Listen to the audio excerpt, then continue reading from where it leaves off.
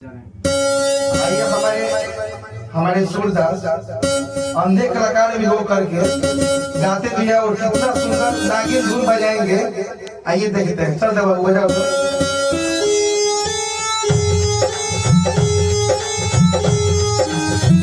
क्या बात है भाई।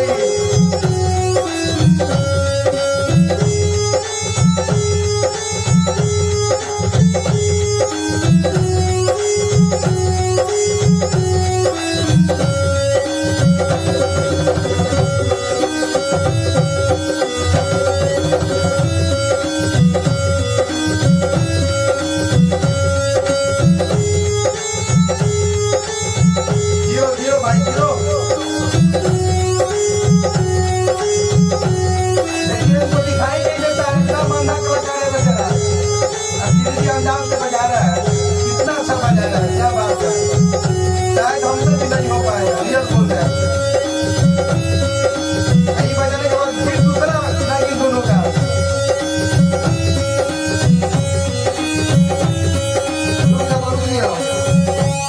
अच्छा दूसरा नागिन दोनों नो यही पर।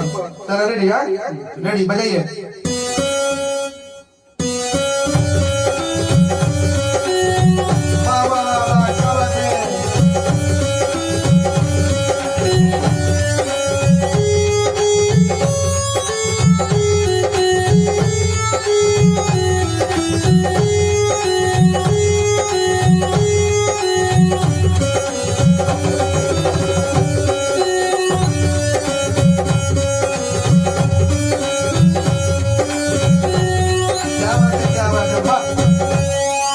माफ कीजिएगा अगर कोई गलती होगा भैया।